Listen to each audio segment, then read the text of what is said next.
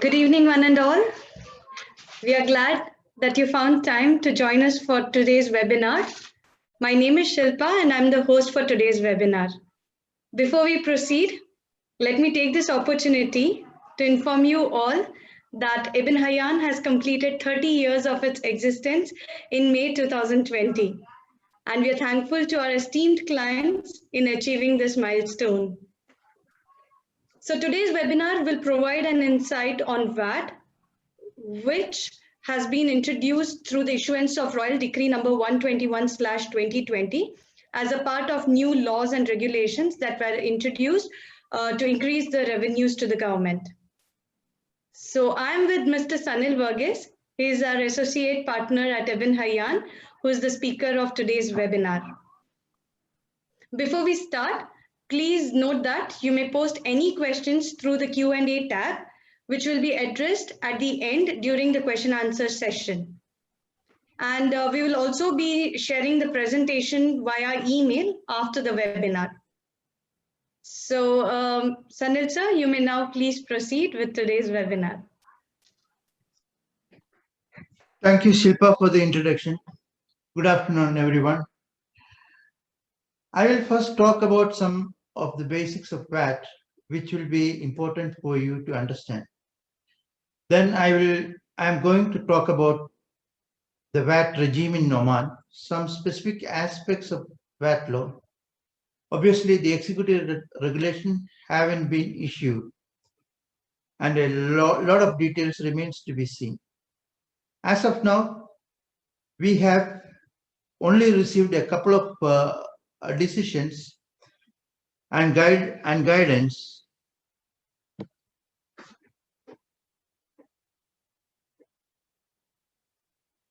Let me share the screen slide first. Okay.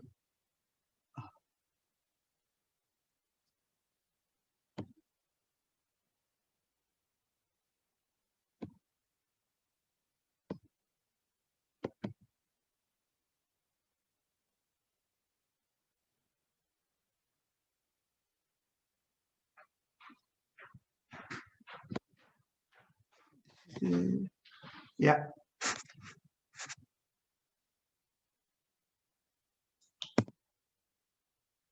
Okay. Now it's set. Okay.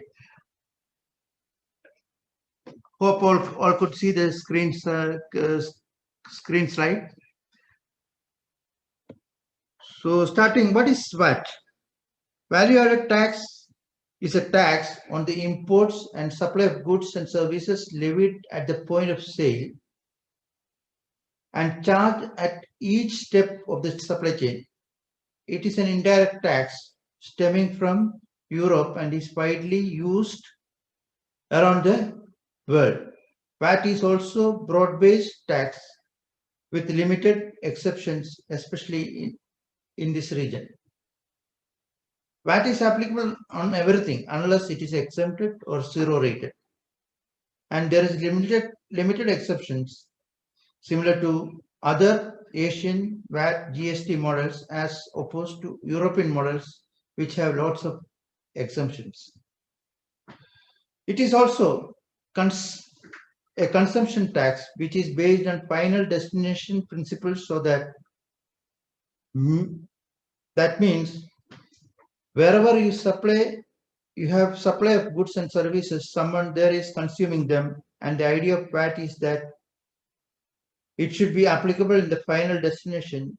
So wherever the person who consumes the goods or services is in those countries, that VAT should be applicable.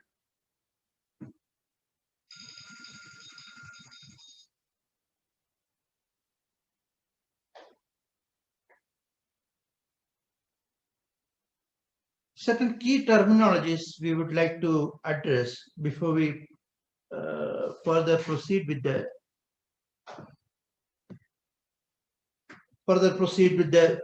session. What is an output tax?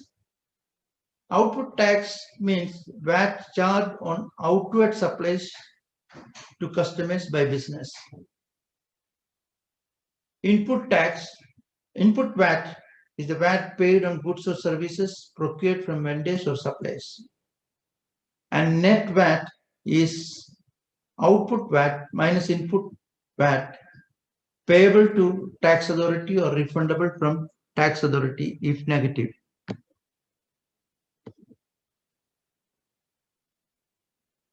How does this operate, or what is the operating mechanism? Your company is in the middle, and the supplier on the left hand side and the customer on the right hand side. You have an expense, or you have purchased certain items for 100 riyal, and upon which you paid a VAT of 5 riyal. So you have total outflow of 105 riyal. Now you have income earned by your company, that's a sales or a service provided. You have 200 riyal, upon which you have collected 10 riyal. So at the end of the tax period, your output tax of 10 riyal is set off against the input tax of 5 riyal, and the net VAT payable is 5 riyal. So this is how, see, this is the case of if you have a single transaction of a purchase and sale during a tax period. That means tax period means it could be monthly or it could be quarterly. Likely to be quarterly. However, the decisions in the executive regulation will decide upon whether it should be monthly or quarterly. So, given a larger scenario of analyzing a supply chain, you can see a supplier is supplying 1,000 riyal worth of material to a factory. The supplier collects 50 riyal on VAT on this, since it's a taxable supply, and remit that 50 riyal to the government. The factory processes the material and sells it to the wholesaler, for which it for 2,000 riyal, and they collect 100 riyal on that as VAT, which is remitted to the government. And wholesaler sells it to retailer for 3,000 riyals, upon which they collect 150 riyal from the retailer and remits to the government. A retailer sells it to the customer and for 5,000 riyal and collect a VAT of 250 riyal and pay it to the government. So at each level of what you call value addition, there is a tax. Okay. The idea behind VAT is, as I said, it is not supposed to be a tax on business. They mainly collect the tax on behalf of the tax authority for their customer, so that VAT is paid ultimately to tax authority is the VAT the business has collected from the customers minus the VAT the business has paid to its customers, and if the difference is positive, that's the VAT business liable to pay to the tax authority. On the other hand, if business does not have much sales or have had a bad month, and VAT collected from customers is less than the VAT paid to their suppliers, the business ends up in a situation where the difference is negative.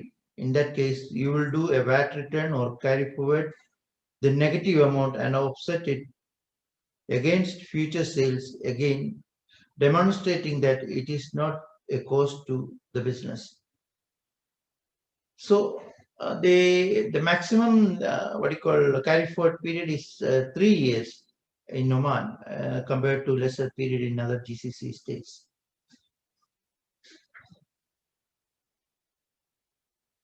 Now coming to taxable persons, who all are taxable person? It's by definition a person who conducts an economic activity in an independent capacity with the aim of generating income and is registered with the authority or is required to register under the provisions of this law.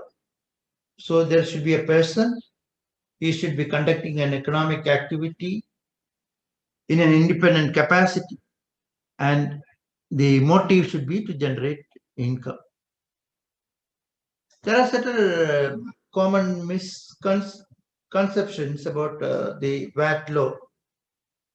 For example, employees are taxable persons. Employees are not treated as taxable persons since they don't conduct economic activity in an independent capacity. A person that sells their personal used goods online is a taxable. No. Yes, these are one-off transactions, not and are not falling under the purview of the economic activity. Likewise, charitable organizations are not taxable persons. Depends. Charities that do not aim at making profits are not taxable persons. However, if a charity carries out a business activity, that is, any taxable goods and services are supplied for a charge, it can be considered as a taxable person. Now, what are the supplies? Supplies can be categorized as taxable, standard taxable supplies, which falls under the 5% category. Zero rated, exempted, out of scope. Out of scope means it is not within the what you call taxable territories. What are taxable supplies? There are three categories of taxable supplies. Supply means any form of supply of goods or services in exchange for a consideration. That means supply of goods, all tangible assets, including water, all types of energy, including electricity, gas. Supply of services, anything that are not goods. Then imports. These are the considered as taxable supplies. Apart from taxable supplies, you have a category called deemed supplies. Deemed supplies are transactions which is in common terms for the purpose do not have a considered transaction without consideration and therefore do not qualify as a conventional supplies for the purpose of VAT. But law makes exceptions and identifies these transactions and therefore brings them within the scope of VAT. Deemed supplies presumes that business has claimed or recovered input tax on goods or services which are related to such a place, but in usual course of business, these transactions goods essentially involve supply of goods or services without consideration, like samples, free gifts, certain incentive or fringe benefits, even extended to employees, could be termed as deemed supplies. The law does not make an exception for distribution of commercial samples and gifts, but we presume that the executive regulation will certainly put a monetary gap on that. Other examples of deemed supply include changing the use of goods to make exempt supplies, changing the use of goods to use them for non-business purpose, a retention of goods after discontinuation of business or after registration. As far as deemed supplies are concerned, there is no consideration that you receive in exchange for the deemed supplies. So how do you value this? Law therefore states that in order to value deemed supplies, you look at the cost of supply these goods or services, and in the absence of cost, you look at the market value. The executive regulation will provide guidance on how to ascertain cost or market value on these supplies, deemed supplies. Technically speaking, I could say an example. Okay, you purchase certain car and at the end of maybe 3 years or 4 years, you claim input input VAT on this purchase of car. Later on, this car is given free of charge to one of the employees. This is a deemed supply, for example. Okay.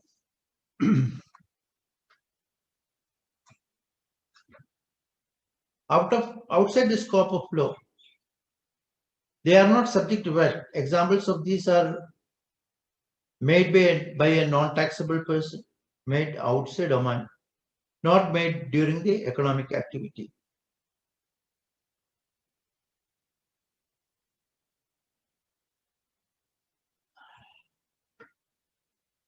VAT treatment of branch to head office transactions. Branches of the same legal entity would not be viewed for VAT purpose as distinct legal entity. Consequently, supplies of services between a head office and branch or between different branches of the same legal entity should in principle be disregarded for VAT purpose. That is, there is no supply.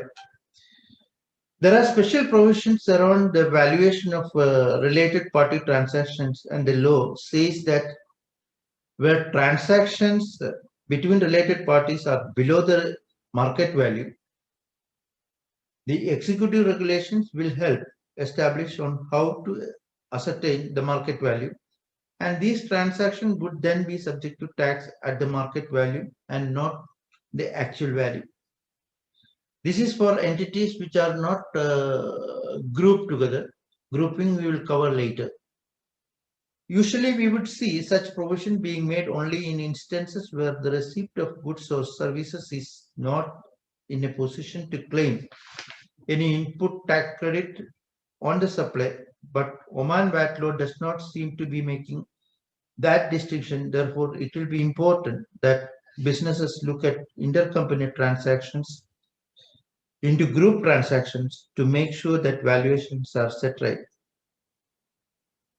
Coming to imports. Imports are always taxable unless the supply is otherwise specified as exempt domestically, or it is zero rated. Both VAT registered and unregistered businesses are required to pay VAT on imports. VAT will be applicable even if the goods are imported from another GCC country. The law exempts certain imports from the payment of import VAT.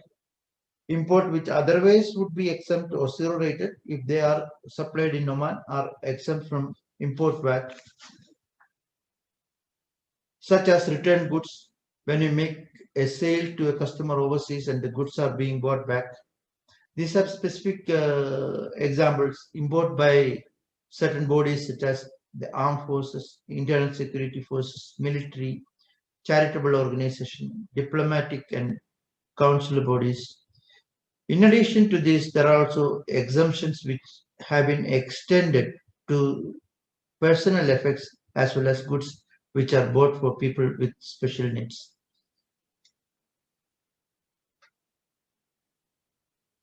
Lease of residential property.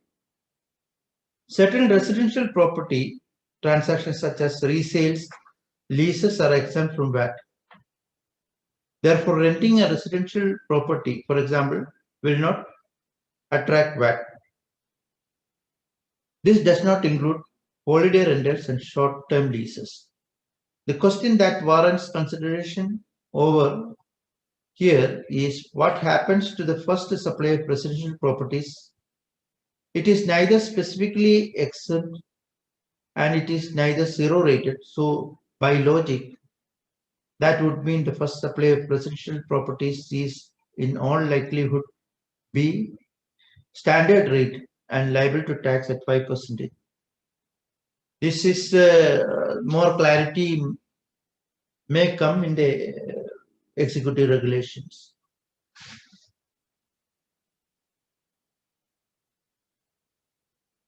Sale of goods, the margin scheme. Special rules to levy VAT on supply of used goods by a taxable person based on the profit margin may be imposed. Additional terms and limitations may apply. This also further clarification expected from the executive regulations. Now, the rate of tax. Supplies are either rated at 5%, 0%, exempted, or out of scope. In case of zero rated supply, as I said, you charge VAT at zero rate, but because it is a taxable supply, you can deduct the VAT you have incurred on your expense. So the difference is that you have collected. But you can deduct VAT, so you end up in a position to claim a refund from the tax authority. So this is the difference between the standard rated supplies of zero rated supplies and exempted rate. There are differences which I will be covering during the later stage event.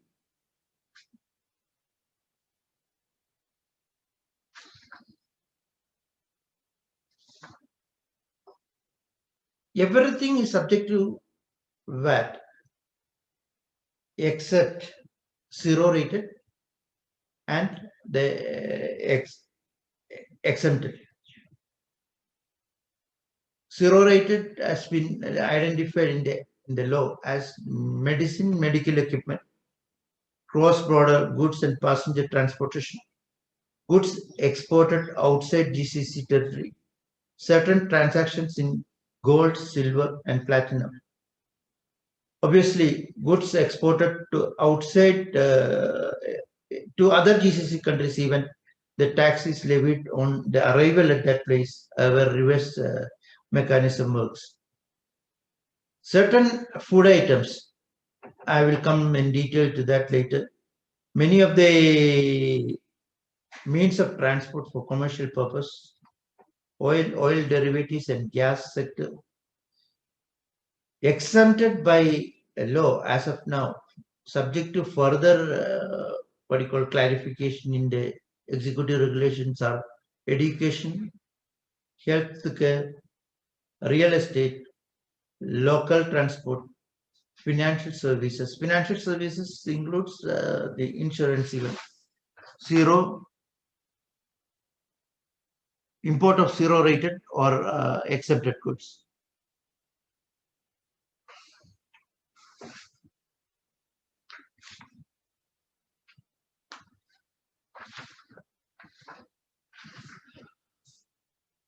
Oman specific VAT treatment provision. This is difference between there are certain differences between Oman as well as other GCC states. Whereas healthcare and associated goods and services is exempted in Oman, it is zero rated in UAE. Provision for education is exempted in Oman. Undeveloped land is exempted in Oman.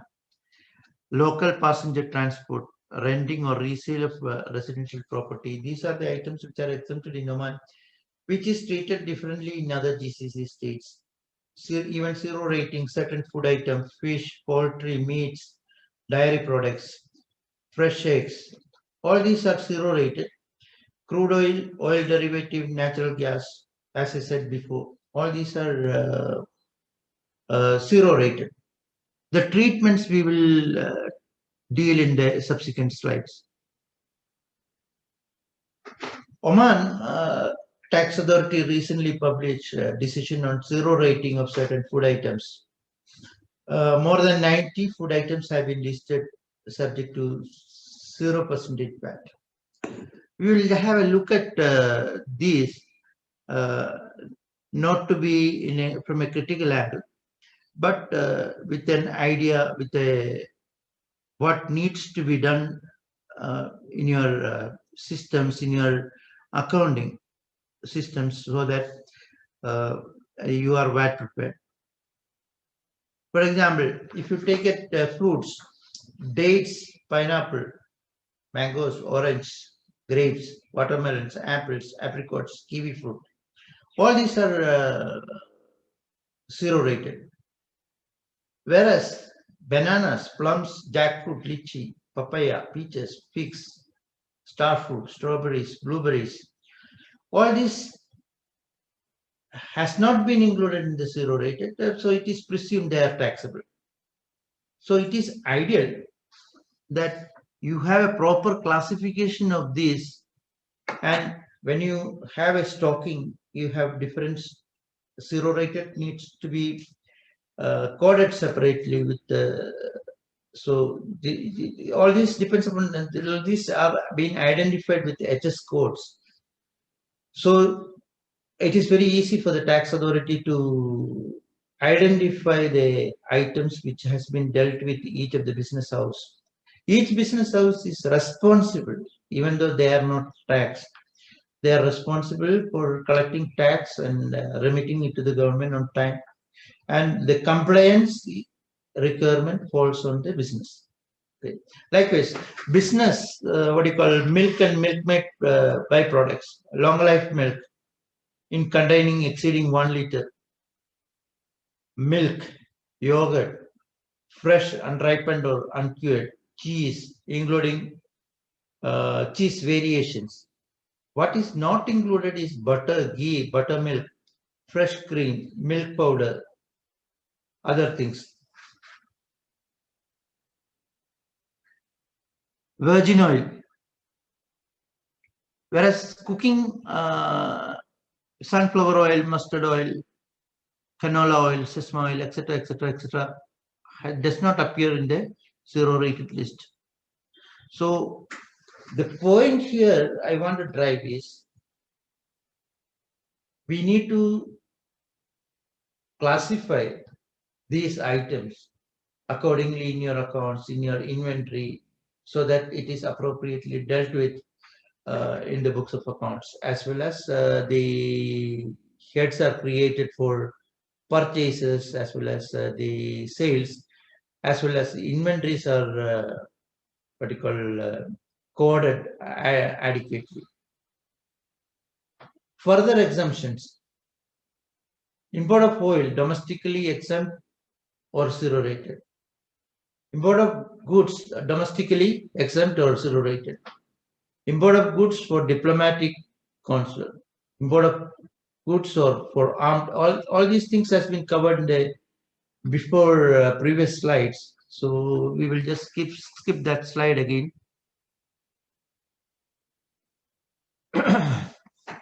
Clarifying zero rates, export of goods or services subject to customs exception. See, basically the price of supply follows the customs duty suspension laws, So if a item is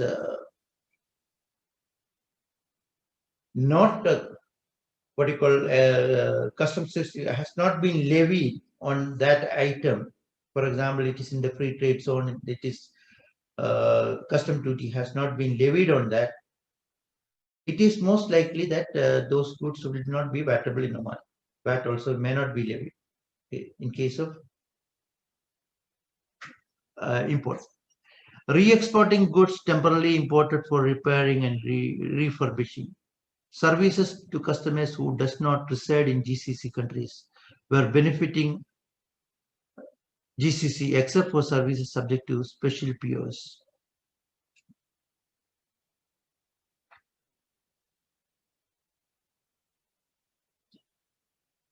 For zero-rated goods or services, supply is not taxed but allows the deduction of input tax.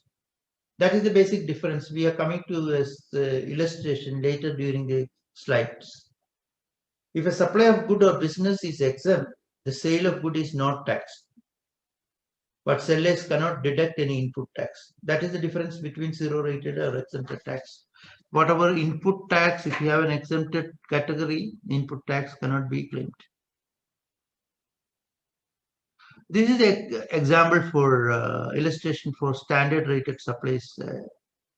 We have a standard rate of 5%, unlike other places where it is ranging between what you call 0 to 18%. In India, it varies up to 0 to 18%. That's what I believe. So basically, the it's a flat rate. It's very fairly simple. Okay. So if a taxable entity sells a product for 100 riyal, it collects 5 riyal, and the total cash flow into the company is 105 riyal.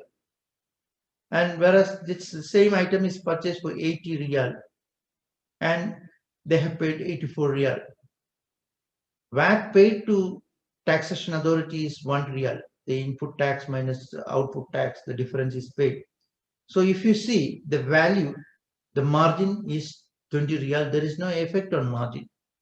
So basically what the business house does is it collects the tax from the end user, end customer, pays it to the government. Now, if you come to the zero rated thing, sales is 100 riyal, VAT,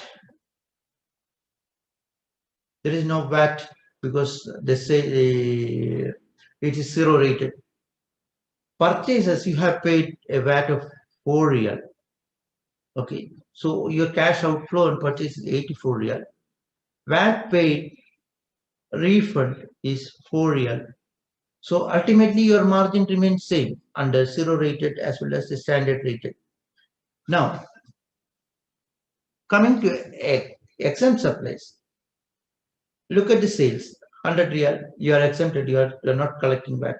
But when you buy the item, you pay an input tax of 4 riyal. So your cash flow is 84 riyal. VAT paid, there is no payment of VAT or there is no refund of VAT from the taxation authority, resulting in your margin getting reduced by 4 riyal. That is the case of, in case of non-registered entities or exempted supplies, they bear the cost of input tax. It goes to add to the cost of this your product, making you lesser effective in the competitive in the market.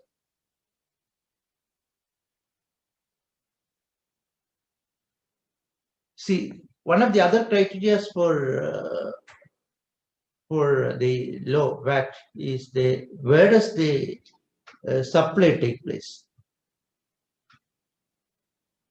The supply, where do the transaction take place? The VAT applies to the supplies made in Oman. Okay. So supply of goods, as a rule of thumb, always follow where the goods are physically located, irrespective of where the customer or supplier are located. The place of supplier rules helps you ascertain where the transaction is deemed to have taken place, and that's critical given since VAT is a consumption or destination based tax. The place of supply rules under Oman VAT law are largely in line with GCC VAT agreement. So you can see that there is separate place of supply rules set for supply of goods with transport, without transport. There is an exception which is carved out for supply of oil, gas, water through pipeline and electricity.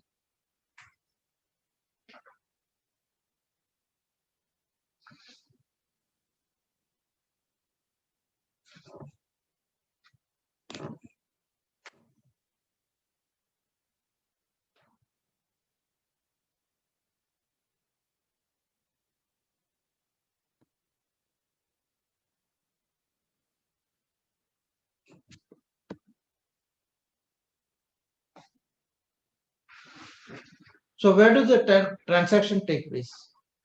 That is what we were explaining.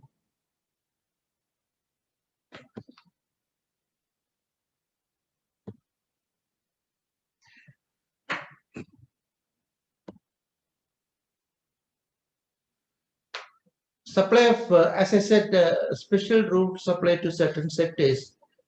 Supply of oil, gas, water supplied through pipelines, and supply of electricity. Taxable trader is resident in Oman or GCC country. Place where taxable trader is resident is the place of supply. Supply of made by person who is not taxable trader. Place of actual consumption is the place of supply.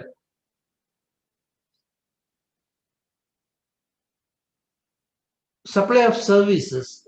See, what is taxable is the goods are supplied, the services are taxable, and the import is taxable. There are three components out of which what is the supply of services? In case of business to business services, location of the customer is the place of supply. In case of business to customer services, location of the supplier or export of services is the place of supply. There are exceptions. Real estate, where the real estate is located, is the supply of service, place of supply. Passenger transport, where transportation begins.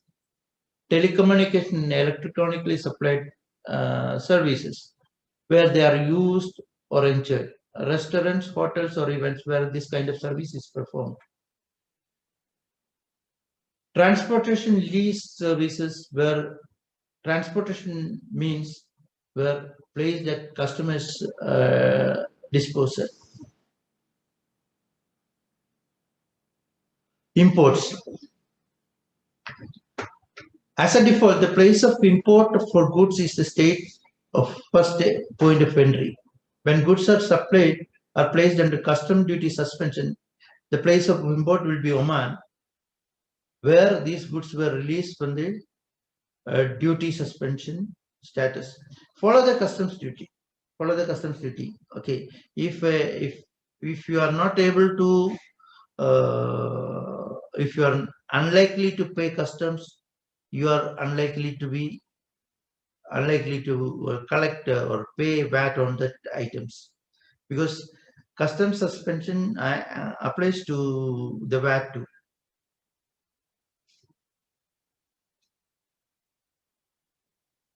Case study. Supply of goods.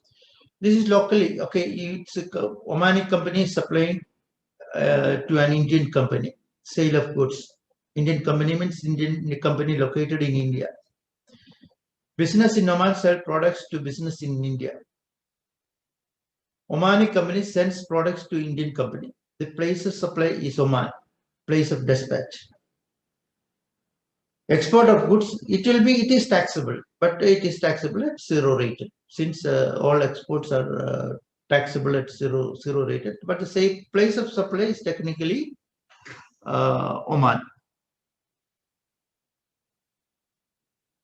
Supply of e-services. Indian company sells services to Omani company. Business in India provides e-services to an Omani resident.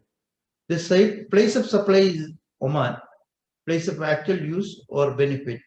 In this case, the reverse charge mechanism works wherein the Indian company is not going to collect tax. So the recipient of the goods, recipient of the services will collect tax as well as pay tax, and it is a double entry sort of thing. It is called reverse charge mechanism, applies in these cases. More detail on these aspects will come in the executive regulations. So now we have seen who will be taxed, where it will be taxed. Now we will come when is VAT charged. See, this is a token example of a simple trade thing. Okay, the payment is received. It may be an advance which is received. The tax invoices are raised. The customer takes possession of the goods. Goods are transferred. Assembly or installation is finished. All this happens in the what you call transfer or sale of goods. So if a payment is received earlier, the VAT has to be input. The VAT has to be accounted at that point of time. Or is it a invoice which has been raised, then VAT has to be is applicable at that point of time. Or taking possession of goods. All these, whichever happens earlier, VAT is applicable at that point of time. Services and goods. Tax invoices issued, payment received, performance date in case of services. So payment, if it comes earlier, then the VAT is applicable at that point of time.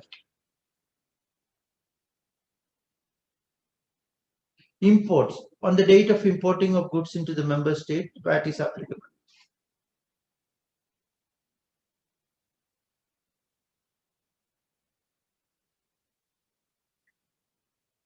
See, in this example, you have a contract, signed contract on 6th June 2021. Tax invoice is raised on 30th June 2021. Partial payment for the supply 15th July 2021. Completion of services 15th August 2021. Final payment for the supply 30th August 2021. See, tax invoice is issued on 30th June 2021. That is the point at which the tax will be, tax incidence happens.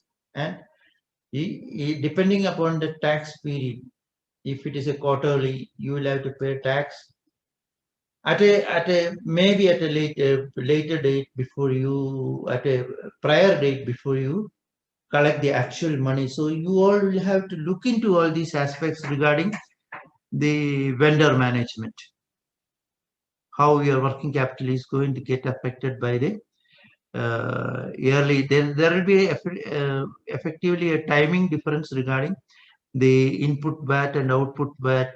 All these things has to be considered.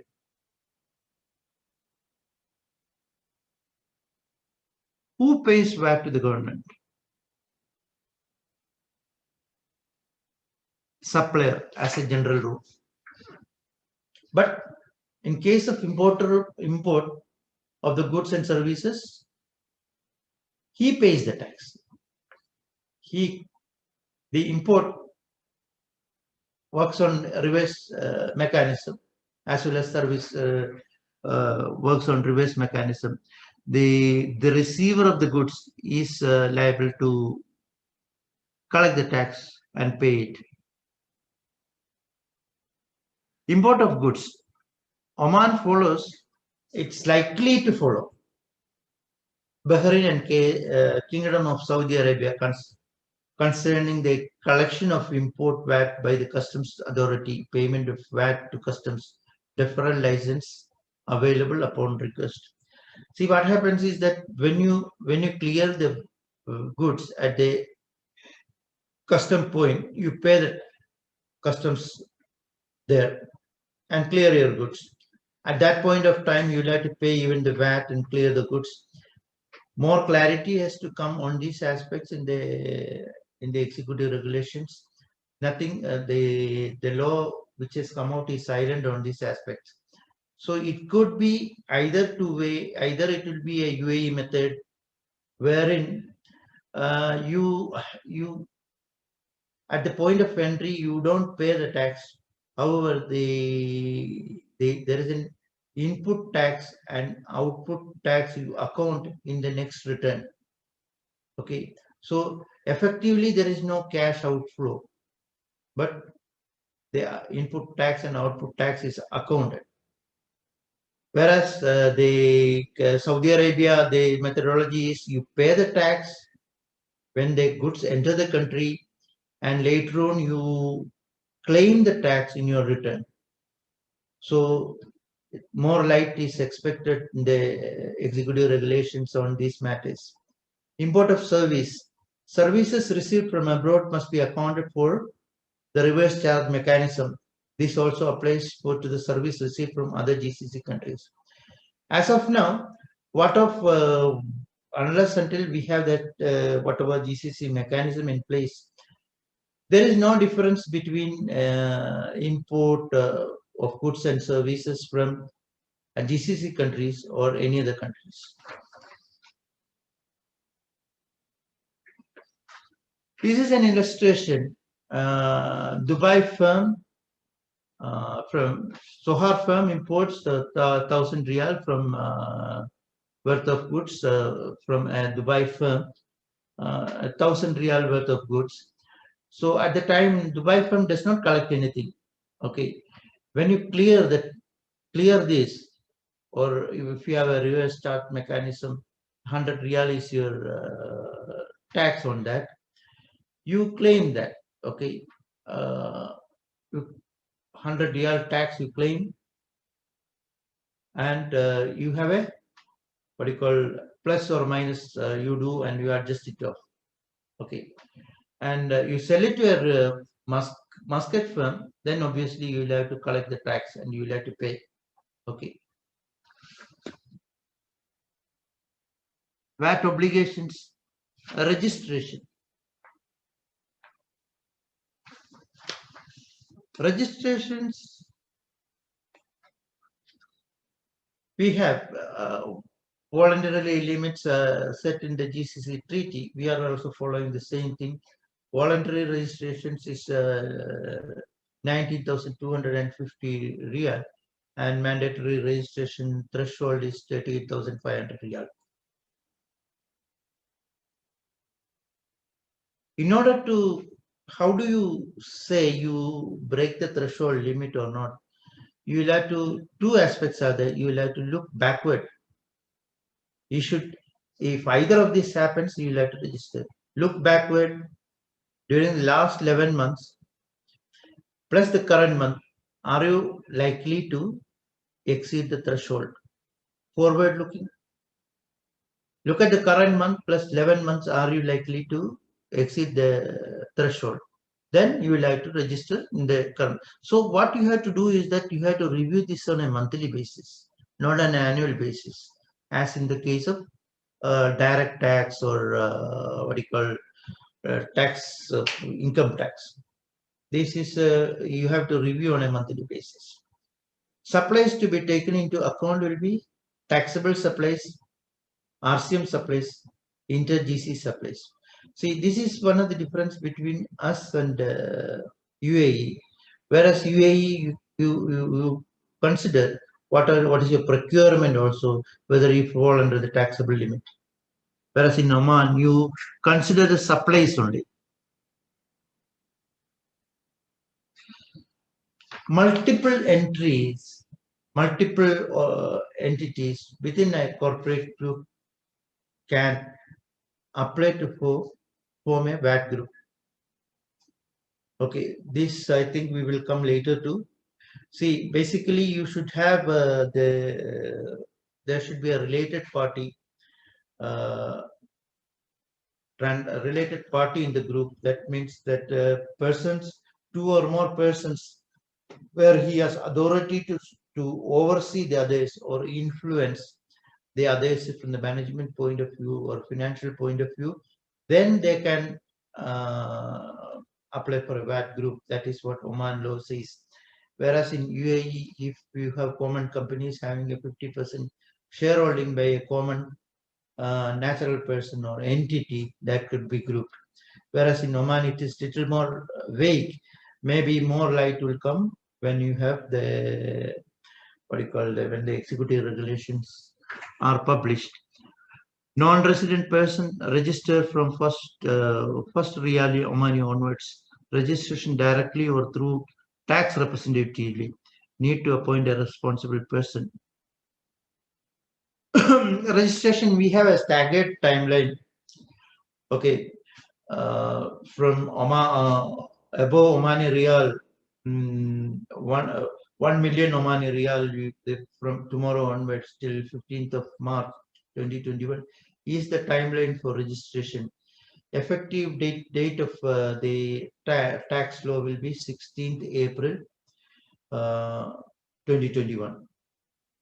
And between 500,000 and 1 million, 1st April to 31st May 2021. Thursday, 1st July 2021 is the date of effective date of application of law. 250 to 499,999, it is 1st July to 31st August 2021, Friday 1st October 22. Friday is actually holiday, but it's applicable from that date it seems. D, whatever is above the threshold limit, the rest 1st December to 28th February 2022, Friday, again there is a Friday 1st of April 2022.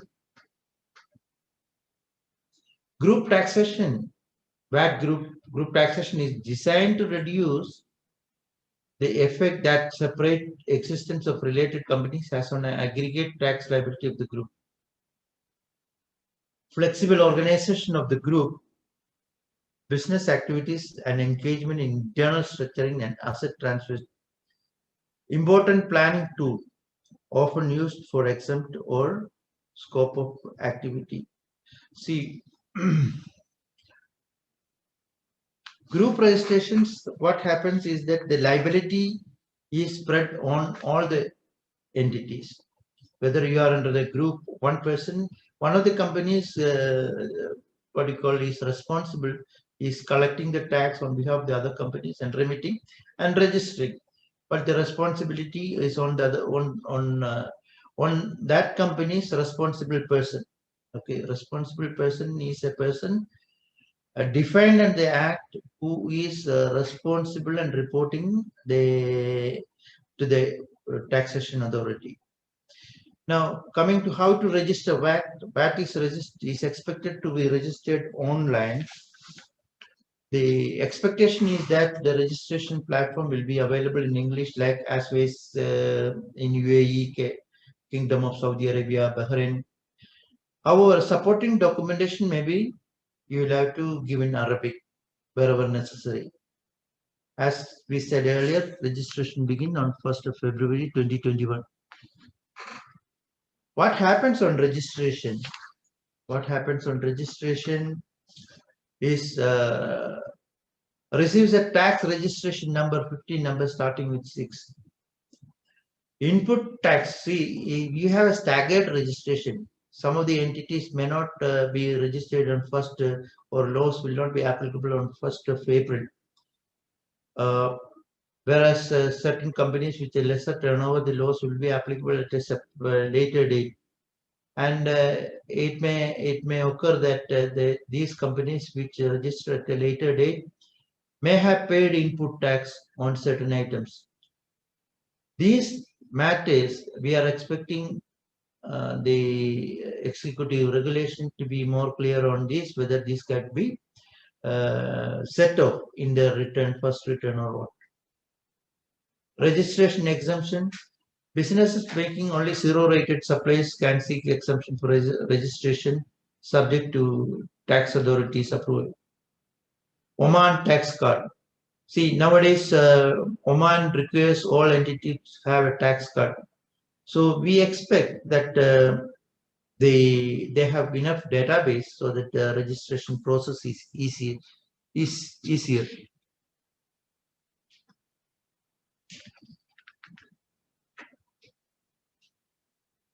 So what is the benefit of being a registered entity? You can reclaim VAT paid on goods and services brought from other business. That means input tax is deducted from output tax. Eligible for VAT refunds if they sell zero-rated products or services and purchase standard-rated products, not when exempt. So basically, you have you can claim your input VAT. It depends upon how your supply is, whether it is taxable or not. Now, there are invoice requirements as per the law. However, the executive regulations are expected to shed light on that matters. We are going by what's happening in our neighboring countries, neighboring GCC states. So the VAT invoices are mandatory.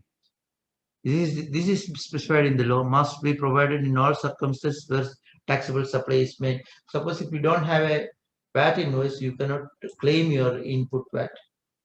simplified VAT tax invoice. If the condition of simplified tax are unmet, then simplified tax invoice can be issued instead. Foreign currency can be stated in your VAT invoices, but daily rates as per the CBO publication has to be applied for the VAT purpose. Regulation will provide further details that needs to be included in the VAT invoice and a simplified VAT tax invoice. This is a what do you call a practical invoice, which has been picked up. Okay, you will have to mention the tax number, invoice date, invoice number, then you have the address and what you call the input price, taxable amount, tax rate, all those things will be there. Okay, and tax number also will be there somewhere up. Okay. The basic thing is that you will have to redesign your stationery too. Okay. So not only you will have to, on all fronts, you will have to prepare yourself for VAT ready. See, you have penalties. Now, deliberate failure. The accounting records, the records are to be maintained for 10 years. Okay, that's a mandatory requirement. Apart from that, VAT, those who are in what do you call real estate, the VAT documents have to be maintained for 15 years. Okay, suppose if you fail to maintain the records, deliberate failure to maintain regular accounting records and books and tax invoices documents for the period prescribed in law, punishable with imprisonment for a period of 2 months and 1 year, or with a fine or equal to 1,000 up to 10,000 riyal. That is deliberate failure to maintain regular accounting records, etc., etc. Deliberate failure from submission of tax invoice or submission of tax invoice not in accordance with the law, punishable with imprisonment 2 months to 1 year, or a fine not less than 1,000 up to 10,000 riyal. So these imprisonment, who will be imprisoned? The responsible person will be imprisoned. That is where in the group, one company takes responsibility, that responsible person will be responsible for the entire group. Okay. What do you mean by deliberate? Deliberate is actually deliberate, whether it is done deliberately or not. The business has to prove before the taxation people. Otherwise, it's all deliberate. Everything is deliberate. Okay. Input, tax deduction, and filing of tax returns. A person registered for VAT can deduct VAT paid on goods or supplies purchased from registered supplier in course of making taxable supplies. Input tax is generally restricted to where VAT is incurred for non-business or private purpose. Example, employee vehicles relates to an exempt supply. The taxable person does not hold a valid VAT invoice. So suppose if there is an exempt supplies, there is certain cases where input tax are not allowed, then certain what you call appropriation or between the input tax will be divided between the exempt supplies as well as the taxable supplies, and taxable supplies only will be allowed as an input tax.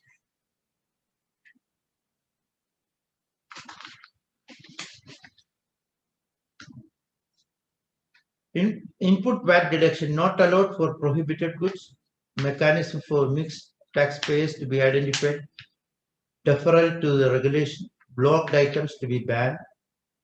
These all we are expecting in the executive regulation. 3 years to deduct income input tax. It's more lenient than UAE, as I said before. capital assets, a taxable person must adjust input tax deducted in the case of change of use of capital asset. A regulation will, as I said earlier, if you're selling that to your employee, then again, if you have paid input tax, that's a deemed supply, you will have to, on the disposal of, on the giving away of that to the employee, you will have to pay VAT on that. Filing of return. Return has to be filed within 30 days from the end of the period. Failure to pay, submit taxable, give taxation authority right to estimate the tax due. We expect filing to be monthly and quarterly. It is expected that it could be monthly as well as quarterly. It is expected that could be quarterly. Status of limitation is 5 years, that is 10 in case of non-registration. VAT return format not yet known. Hopefully, okay, it will come. It seems that KSA, it is a little difficult. Hopefully, it is in line with the UAE. No threshold for correction. Maybe the regulations will give further information on these matters. VAT return usually forms are split into two distinct sections: VAT on sales, that's output VAT; VAT on purchase, input VAT. As a result, VAT on purchase is lower than VAT on sales. Difference is VAT paid to be paid. VAT from purchase exceeds VAT sales. The difference will be refunded by VAT. Penalties and provisional. Additional tax is if you fail to pay the tax during the month of return, then 1% per month is the additional levy. Additional administrative penalties, the regulation to specify additional administrative penalties that may be imposed, including the procedure for objecting against them. A reconciliation. Chairman, Oman Tax Authority may agree to reconciliation for violators subject to certain terms which could come up later on. And transitional provisions, suppose if you have certain transitional provisions like you have ordered the goods is coming into your territory, taxable territory subsequently. So what will be the tax applicability? All those things are covered in transitional provisions. Receiving consideration or issuing an invoice before implementation date or registered before registration, considered to be made supply after effective date of law or date of registration in the following two cases. If the date of delivery of goods is after the effective date of law or after the date of registration, the date of completion of service is after the effective date of law or after the date of registration. See, some cases the contract are silent. Suppose if you have a contract with certain people to render certain services, and the contract is silent on VAT, it is the law states that the contract is including VAT, and your business is to take a hit of 5%. Your margin is to be less by 5%, unless there is adequate clause in the contract to charge VAT on your customer. Okay.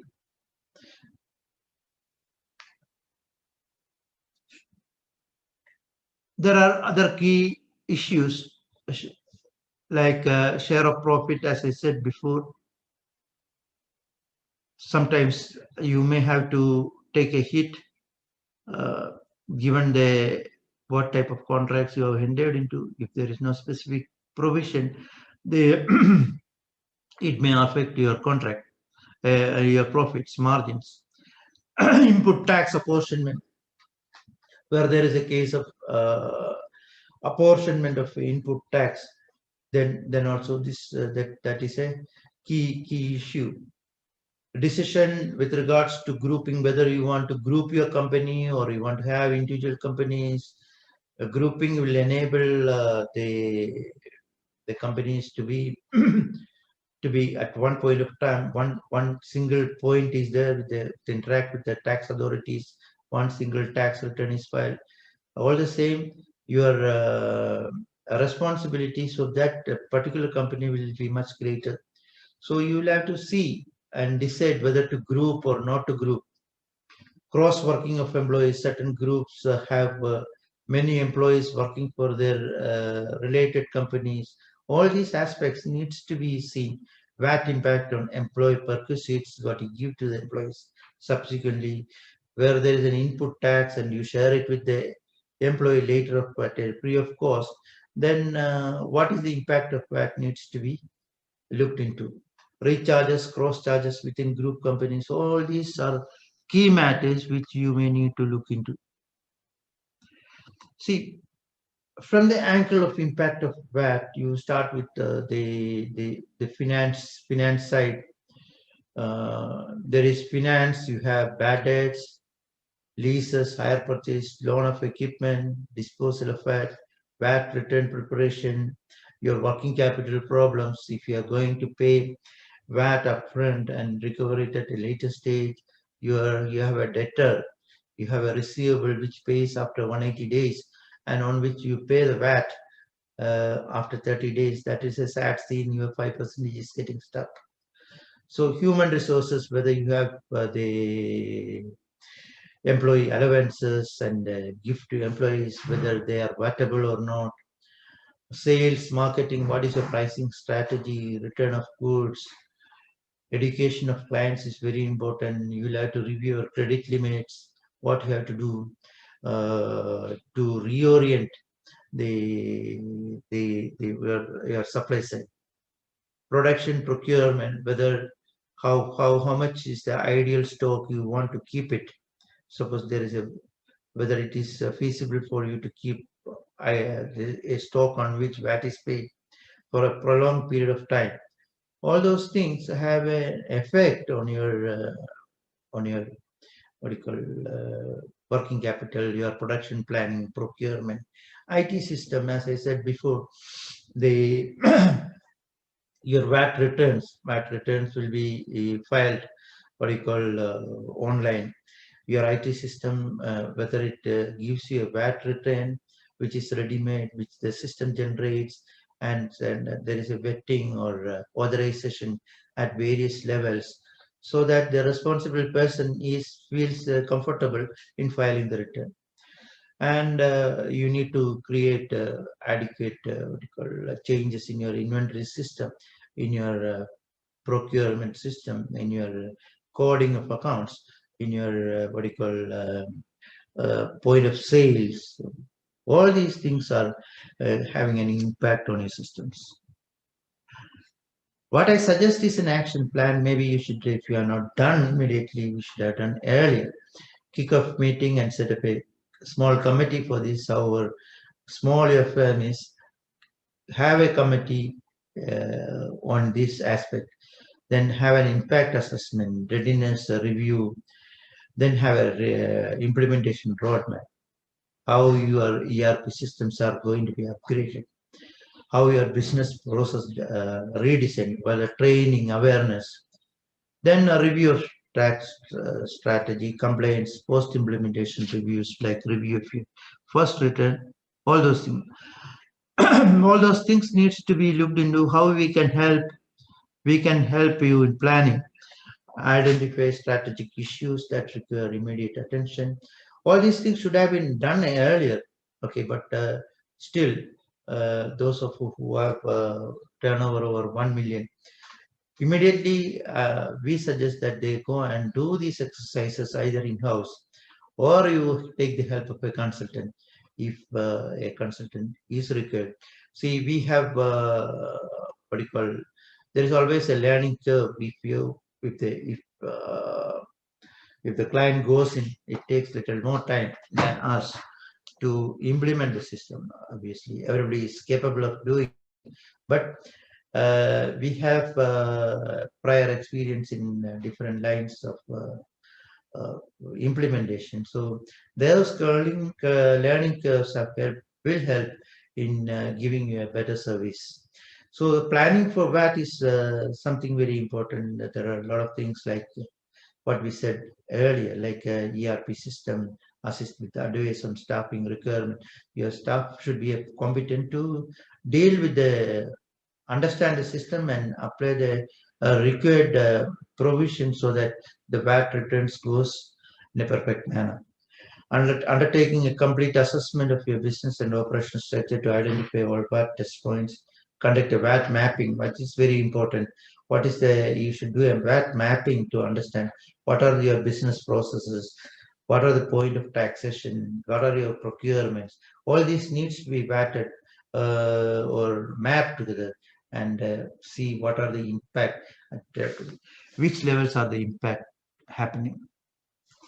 Designing an implementation, designing a VAT implementation roadmap, that is obviously required. Work with your team to prepare them. Assist in designing a VAT-ready solution, IT solution.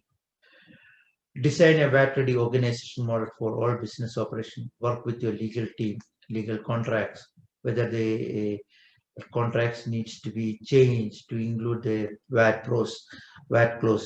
Assist in registration with VAT portal, conduct target staffing.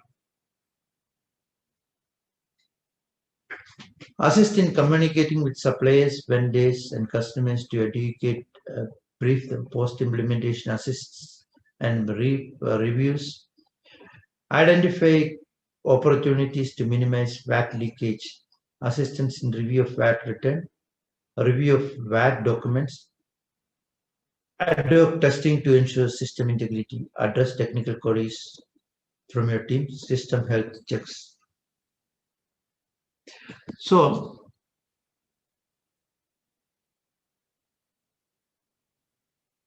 with that, I come back to my conclude the session. I will take up the what you call the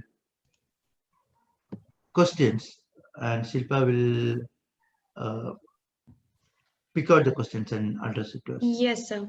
So we will now begin with the question and answer session. So some of our attendees have posted some of the questions here, which I'll read out to you, sir. Okay. So the first one is from Mr. Suhail. He asks three things. One is there any particular format they instructed once VAT is active? Okay, let me answer that first. Everything will be online, as is in the case of UAE and Saudi Arabia as well as Bahrain. The VAT registration will be done in the portal. So maybe there could be some guidelines coming up later too regarding certain guidelines we could take from the portal regarding VAT. Certain printouts may be available. You can always visit the portal, our portal. They come out with 3-4 notification has come till now regarding the what you call the zero rated percentage food items and the staggered what you call the registration dates. So we expect more to come in the near days. But the portal registration is going to be online. Okay. So his second question is existing manual bills to be revised or can it be used? I don't think existing bills could be used. You should have manual bills. I don't think manual bills can be used even. And there should be VAT bills as per the requirement. More is expected in the executive regulations, but they have clearly mentioned that the invoices should be according to the VAT. What you call the executive regulation that is mentioned in the registration and the law even. Okay, sir. And Mr. Suhail's third question is VAT registration number equal to tax card number or tax card numbers are completely different? Tax card numbers are required for registration, but they will give you a VAT number separately, TIN number, as I referred in my earlier slides. I said a 15-digit number, which they are going to issue. How the administrative mechanism work is still not known. This will come up. I think by tomorrow the portal should be open. We will be able to know better tomorrow. Okay, A sir. VAT number is going to come for sure. Okay, sir. The next question is from Mr. Shankaran. He asked when taxable supplies are made to customers and VAT is charged when the goods or services rendered to customers.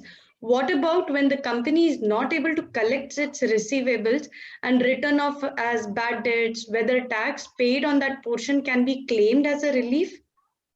Yeah, it could be claimed as a release subject to the executive regulations in this guide, which is expected. But in the upfront, you will have to pay VAT. Okay, sir. So the next question is from Mr. Sunish. He asked, is VAT applicable on lease of building for commercial activity? As of now, yes. Okay.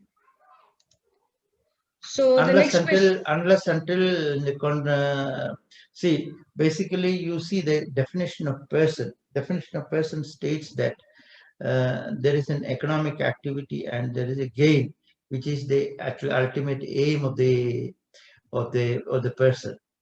These two components are there in this case. So leased properties are commercial properties are available. Exemption or this is given for residential property alone. Since residential properties are exempted and nothing is mentioned regarding commercial properties, obviously it will be taxed. Okay.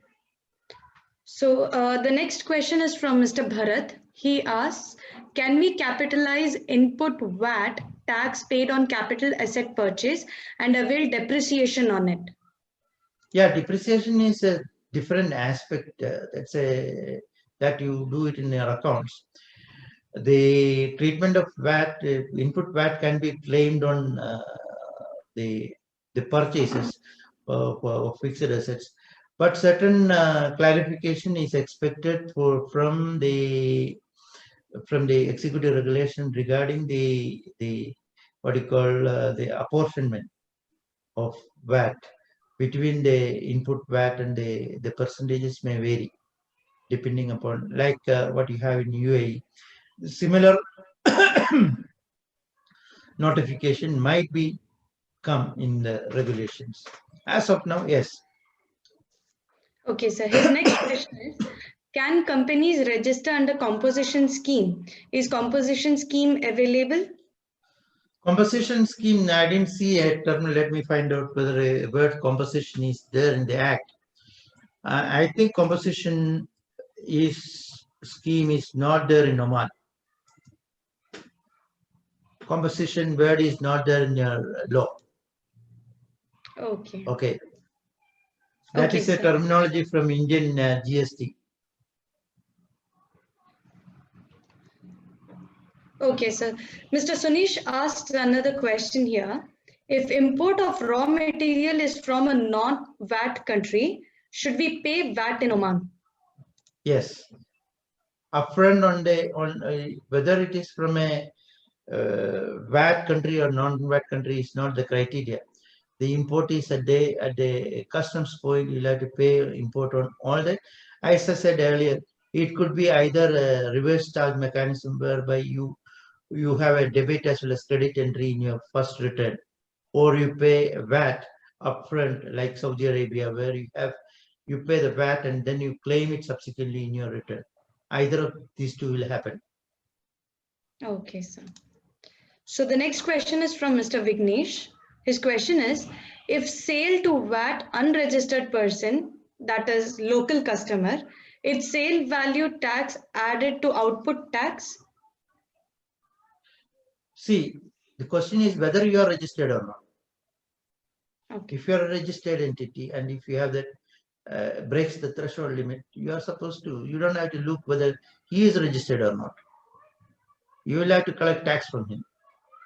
For example, we as an individual, because the tax is on the end consumer, tax is on the common man. The business the liability is to collect the tax and pay it to the government. And the government will see that business complies with that. So the business is not bearing the tax. The common man, the end user is paying the tax. So in this case, the end user is the unregistered entity. So you will have to collect the tax from him. Okay. So the next question is VAT paid for plant and machinery procured for the production of goods claimable? Yes, input VAT is claimable on such production, but there could be certain registrations, certain clarifications in this regard in the executive regulation, which is expected. Okay, sir. The next question is please comment on VAT paid for purchase of employee overheads such as foodstuff and accommodation facilities. Also cars and trucks brought for employees and transportation of goods. Actually, UAE has come out with FTA has come out with a rule for this.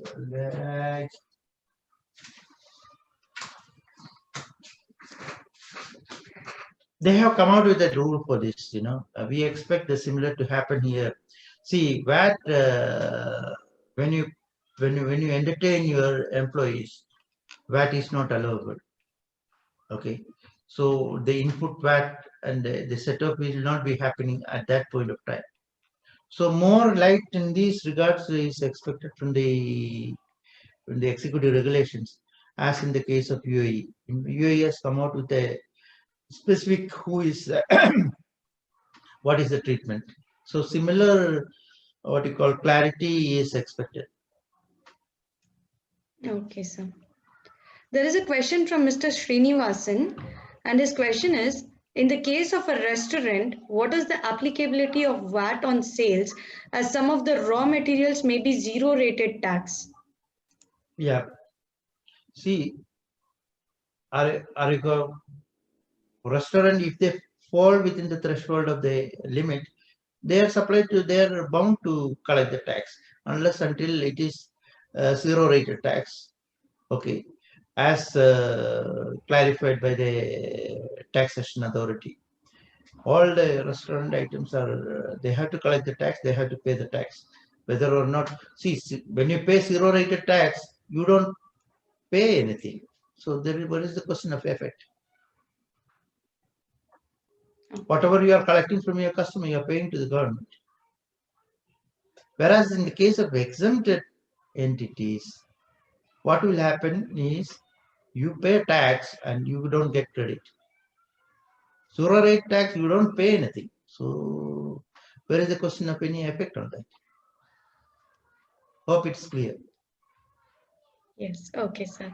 So the next question is from Mr. Mohammed Sajid Sheikh.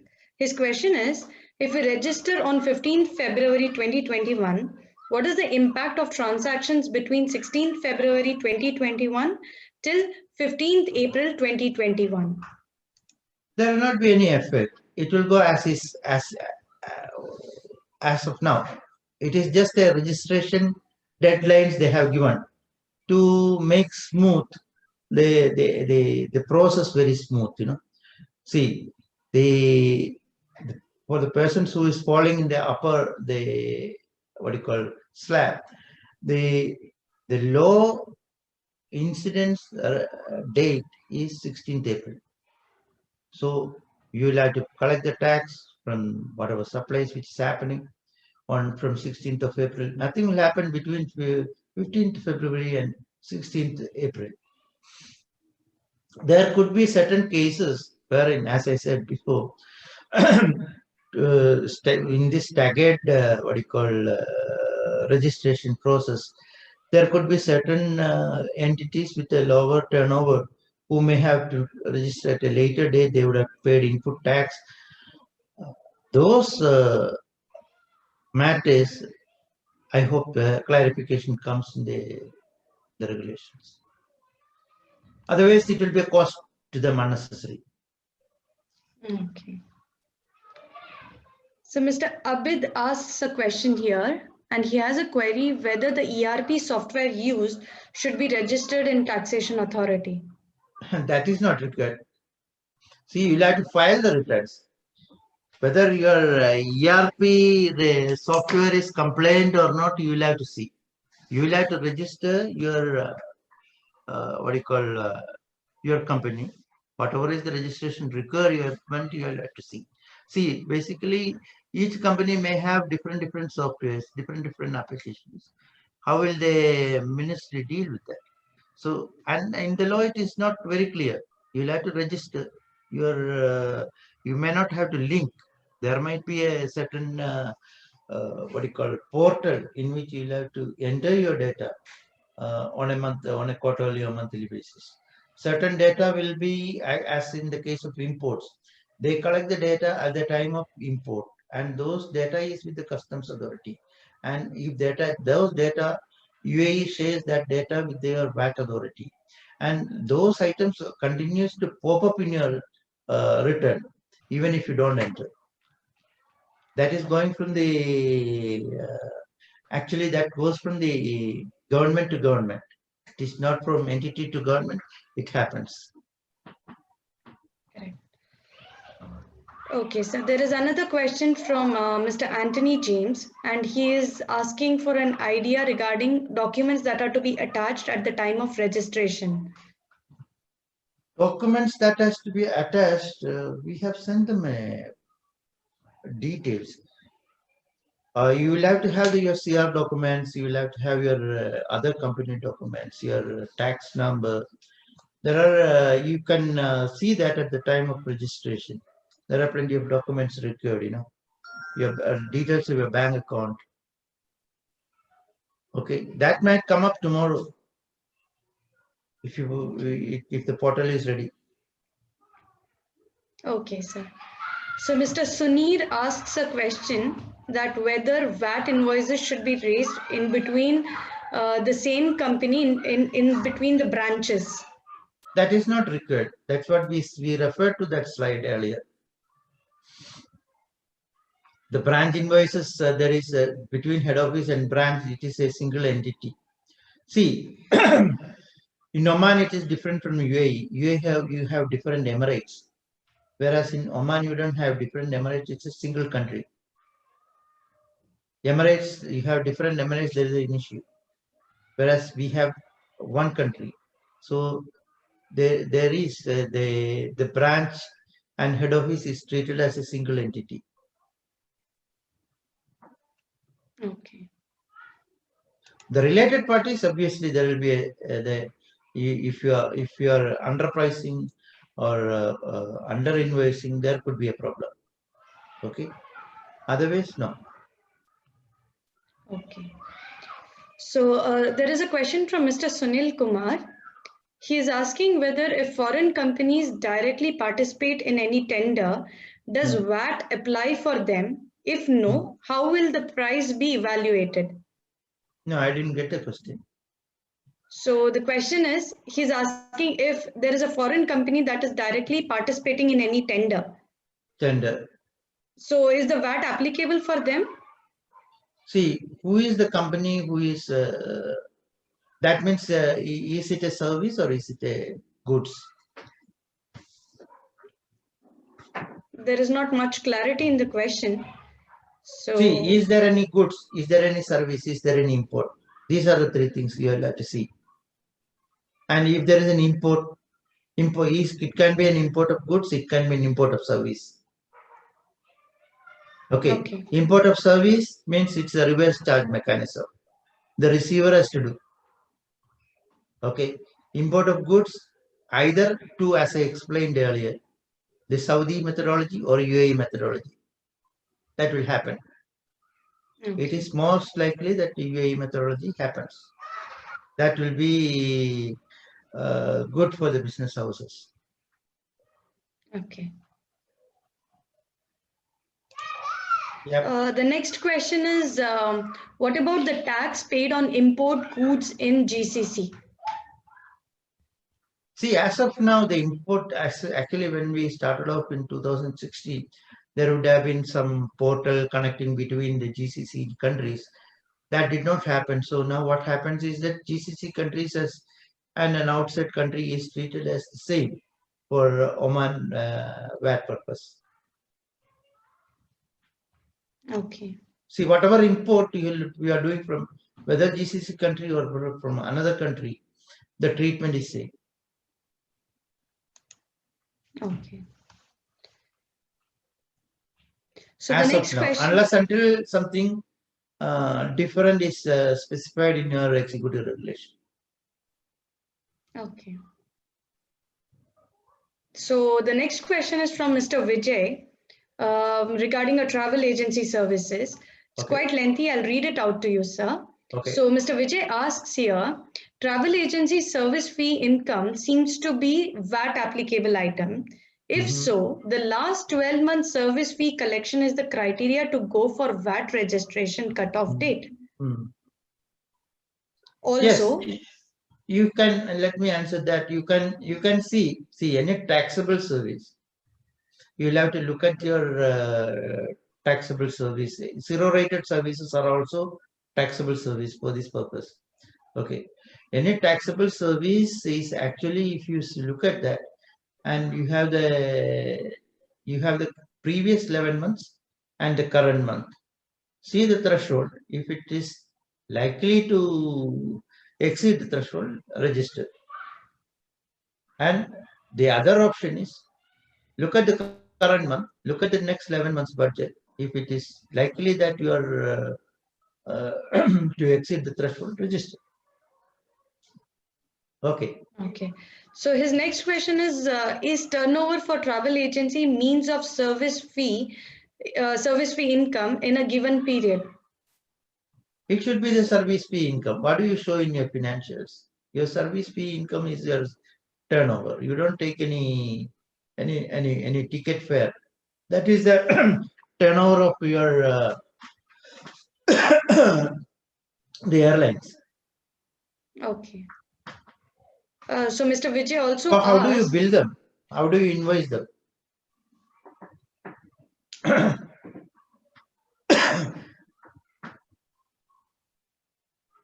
Okay. okay, Good. so he also asked regarding the commission earned and incentives paid by airline, does it apply with VAT?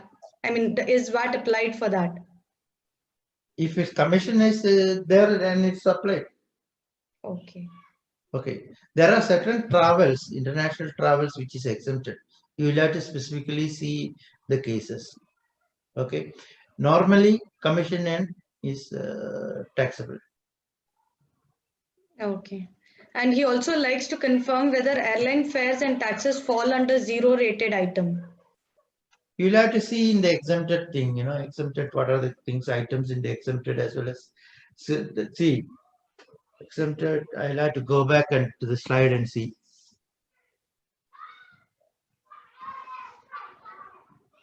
Is it appearing in the exempted? International travel, I think it's appearing either in the zero rated or exempted. It could be either in the zero rated or exempted. I need to go back and see. Okay. Okay, sir. So the next question is there any, this question is asked by Mr. Rajshekhar, and he asks here, is there any special tax rates for money exchange and travel agents and insurance business? Money exchange actually collects your money and remits, no? But on the what do you call, commission they are taking, it could happen. You may have to. It is not specifically exempted or specifically zero rated. Okay. The next question is from Mr. Shankar, and he is asking here whether is bitumen coming under oil derivatives and hence comes under zero tax category, both when it is imported and sold locally. Bitumen actually more what do you call? We will have to see. There is a lot of items like this. Recently in Ireland, there is a case like bread, and usually bread is zero rated. Okay, like food items. But what about the modified bread? So all these things which requires more clarification, more what you call, notifications are expected. We cannot say. Oil derivatives have been mentioned, but we have to be more specific. Means in the coming days, it will be more clear. See, everything is linked to the HS code. what they say, okay, this is exempted, this is taxable. All these things are related to the HS code, which is already available. We'll have to see.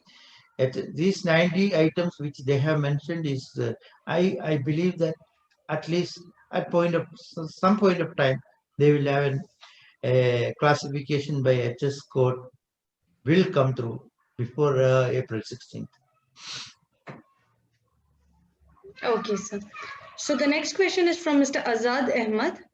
He is asking here if sales are made and materials are returned on which tax is already collected, how is that adjusted? We covered the same point some point of time. You could claim that, provided you have adequate evidence. Okay, maybe when we share the slides, it will be more clear for them when Yes, they yes, go yes. through We that. can share the slides with everyone Yes, who yes. attended. So Mr. Suhail asks a question again. He's saying currently we can expect tax registered company and non-registered company. If a person buys a product from non-registered company, will not need to pay the tax. Does it impact the competition and pricing? Yes, definitely. If a non-registered company, if somebody says that I don't want to pay VAT and goes to a non-registered company and buys the product, definitely to that extent, the unregistered registered company will lose its business. That is how the structuring is done. But then again, 38,500 is not a very big figure turnover. It is a turnover. How to sustain a business with 38,500 turnover in the coming days is a difficult proposition. So most of the units will fall under unless until the business is so small or one-man entity or something of that sort. See, given a margin of 10%, how much do we make? 3,800 in a year. 3,800 in a year, 10 to 15, 20% is the margin. So most of the products in the market, 7,600 real you make or 7,800 real you make in a year, and you cover your expenses, your overheads. How do you sustain yourself? So it is most unlikely that there will be uh, any units which are unregistered. There will be one man shows and all those things, but the extent of business they can do is, if they do more business, they automatically come into tax free. So the competition ends at that point of time. Okay, sir. So the next question is from Mr. Rajesh, Yeah. and he's asking what is the tax treatment of VAT in inter-unit transaction? What is that? He's asking what is the tax treatment of VAT in inter-unit transaction? Is it one registration? 1 CR. Given the condition that it says 1 CR with the different units, it will not be, you don't have to raise a tax invoice on them, on the other unit. It will be maybe a debit note between the units or credit notes. There is no sale happening. One cannot sell to oneself. Okay. So Mr. Rajesh is also requesting to elaborate one more time on reverse charges mechanism. See, reverse charges mechanism happens when uh, there is two examples. One is the UAE and the other one is Saudi. See, Saudi imports items from one of the XYZ imports material from Oman to Saudi Arabia. On the clearance of material, he pays VAT at the point of clearance along with the customs duty. And he claims whatever is paid as refund during the next return, whether it is monthly return or quarterly return. That is one of the methods. Okay. The other method is the reverse charge mechanism, wherein you UAE import certain items from Oman. On the import of items, the importer does not pay any tax. They provide the customs duty, pay the customs duty, and provide the VAT number. VAT number will be there in the register or whatever details. Or sometimes there might be a undertaking or guarantee as per the regulation, which is stating that you should furnish a guarantee that these goods will be used for the company purpose and not for the personal purpose or whatever is not taxable purpose. Okay. So what happens is that in this case you don't pay tax, and it is a accounting entry alone which accounts for the input tax and the output tax. Most probably, as in UAE, the output, as from what I understand, the output tax and the input tax is automatically popping up in your return. Okay. So do I explain the thing? Hopefully. Yes, hopefully. The next question is regarding the tax rate, whether it should be on Shilpa, you can value. ask those people, some 6 chats are there. You can just type in the Mm, message saying that, ask them to address that in the Q&A. yes, Unless until it is between us. yes. Okay. Okay. Okay, so the tax rate, whether it should be on value or gross value of sales. See, if you look at exports, the VAT will include everything. It will include your customs duty, excise duty. It will include your freight. All those things will be added up, and the last item will be the VAT. VAT will be paid on all these things. When you compute your input VAT on imports, you include all these things. Likewise, for the local goods also, if there is a excise duty, that should be added up. Okay. This Okay, is there sir. in the law. So Mr. Hamza has a question here. He's asking if the transactions with free zones come under the purview of VAT law. Yes, free zones, we actually you should follow the customs law. Normally, you see, basically, UAE calls it designated zones, not free trade zones. Where there is, for example, there are free trade zones like COM, which is not a gated community, wherein the goods are not goods are free to enter and go. So if it is a designated zone with a gated community, as in they will be termed as designated zones, and whatever what customs suspension is there, in those cases VAT will not be applicable. See, customs, you are not paying any customs, you are unlikely to pay VAT. Clear?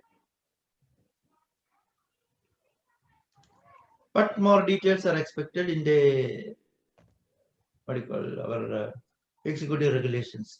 I am always offering executive regulation because that is a fact. Many things has to come in that. Okay, sir. So the next question is from Mr. Anthony. So he's asking, for capital goods, if they claim input tax, can depreciation be claimed on the net purchase cost? That means purchase cost less input, purchase cost is lesser than input tax. Please confirm. No, see, input tax is not actually your cost. Input tax is payable to the taxation authority. So there is no question of your capital asset being including VAT. If you are claiming an input tax, if the cost of the asset, if you cannot claim input tax, that's a different case. Okay. The next question is from Ms. Kirti, and she's asking when is the executive regulations expected to come? Most of the things have no clarity till now, even the rate applicability to each business. Actually, if you ask me when it should have come, it should have come yesterday. So we are all expecting it to come in a short while. Hopefully, it will come during the coming days, coming 10 or 15 days. If it comes, it will enable the business houses to plan more effectively in what you call complying with the new taxation.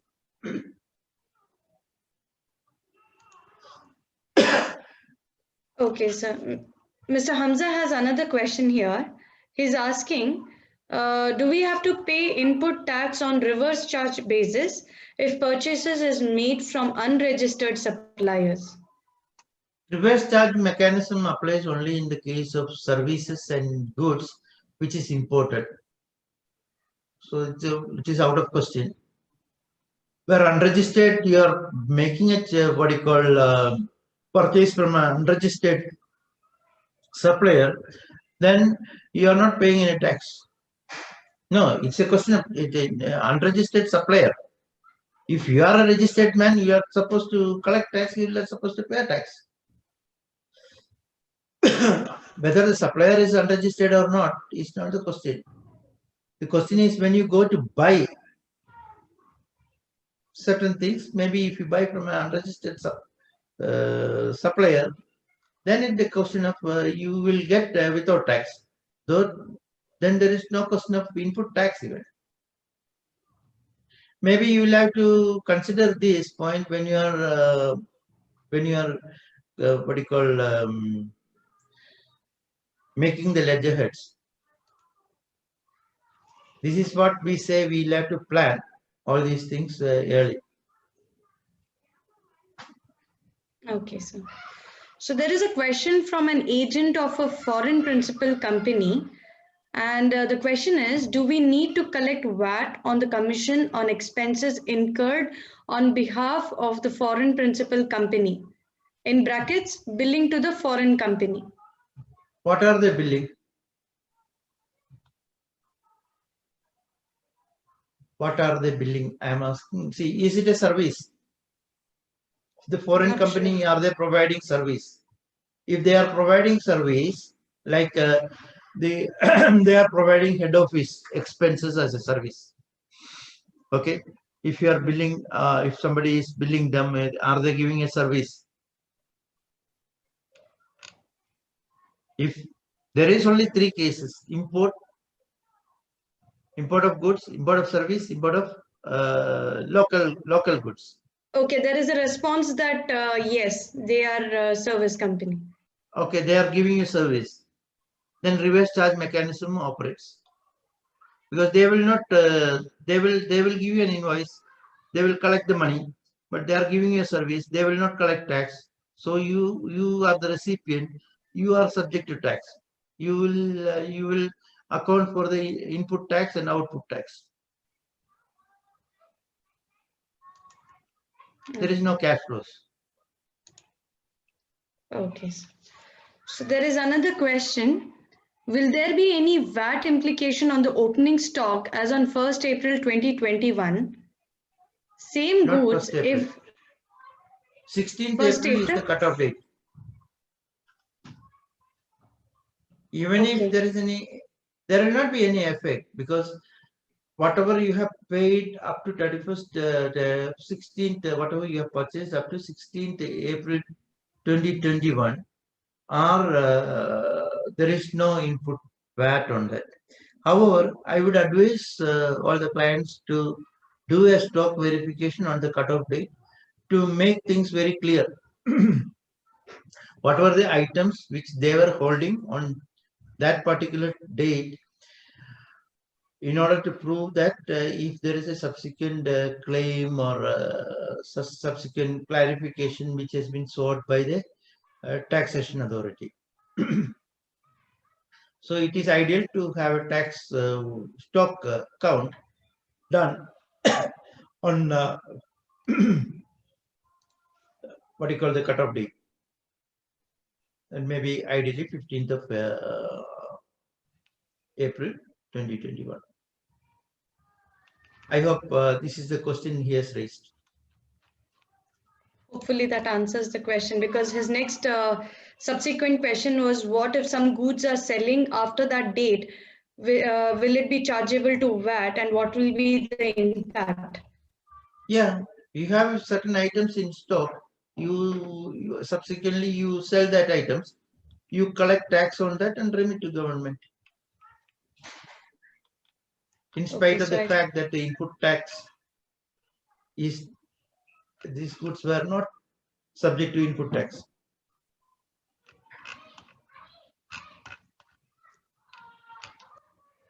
Okay. Yes, sir. So we have answered most of the questions here.